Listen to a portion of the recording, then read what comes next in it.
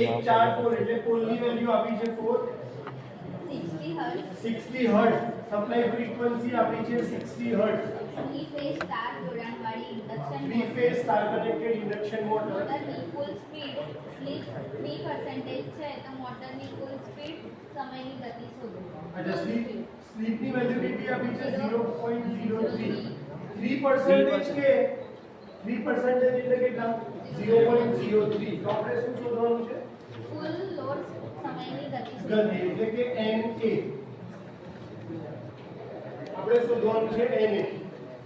slip આપી છે F અને P સૌથી પહેલા તો NS ની વેલ્યુ શોધી લેશું NS શું થશે 120 fs by fs એટલે સપ્લાય ફ્રીક્વન્સી F લખો તો બી ચાલશે 120 ફ્રીક્વન્સી ની વેલ્યુ 60 44 આ છે 72 એટલે કે 7200 ભાગ્યા 4 એટલે NS કેટલા આવશે 1800 1800 rpm આવે છે NS મળી ગયું સ્લીપ છે આપણે શોધવાનું શું છે NS સ્લીપ ની ફોર્મ્યુલા મૂકી દેશું NS NA NS સ્લીપ કેટલી આપી છે 0.03 NS કેટલા છે 1800 NA આપણે શોધવાના છે NS ની વેલ્યુ અગેન 1800 ને મલ્ટીપ્લાય કરશું 0.03 multiplied by 1800 equal to 1800 minus NA 1854 1800 minus NA equal to 1800 minus 54 એટલે કે NA equal to 1746 1746 rpm કોની વેલ્યુ આવશે એક્ચ્યુઅલ સ્પીડ લખી રાખો એક 4 પોલ વાળી ઇન્ડક્શન મોટર એટલે કે પોલ P equal to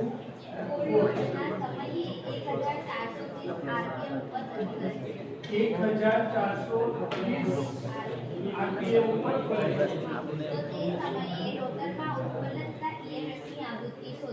તો એ વખતે રોટરની અંદર પ્રોડ્યુસ થતા EMF ની આવૃત્તિ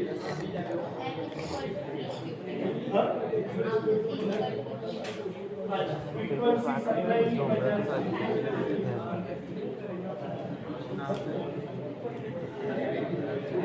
ચલો આપણે શું શોધવાનું છે FR એટલે કે રોટરની ફ્રીક્વન્સી શોધવાની છે એની ફોર્મ્યુલા શું છે તો કે FR S F આપણને F ખબર છે S ખબર નથી S શોધવા હોય તો આપણને શેની વેલ્યુ જોઈએ NS અને NA બંને આપણી પાસે એકલી વેલ્યુ છે NA તે પહેલા શું શોધીશું NS =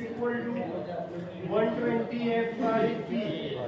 120 ફ્રીક્વન્સી ની વેલ્યુ છે 50 પોલ ની વેલ્યુ છે 4 12 50 60 6000 ભાગ્યા 4 NS ની વેલ્યુ કેટલી આવશે 1500 rpm NS ની વેલ્યુ મળી જાય પછી સ્લીપ ની વેલ્યુ શોધી લઈએ તો slip equal to NS minus NA upon NS 1500 NA ની વેલ્યુ કેવું છે 1430 ભાગ્યા 1500 તો સ્લીપ ની વેલ્યુ કેટલી આવે છે 0.04 0.046 સ્લીપ ની વેલ્યુ મળી ગઈ પછી આપણને FR ની વેલ્યુ મળી જશે રોટરની frequency equal to slip times supply frequency 0.046 multiply by 50 કેટલા આવે છે 2.33 hertz FR equal to 2.33 hertz sir આ પાછળનો 6 નહીં લખ્યો ચાલશે ને હા ચાલશે પાછળનો 6 નહીં લખો તો આન્સર 2 hertz આવશે ચાલશે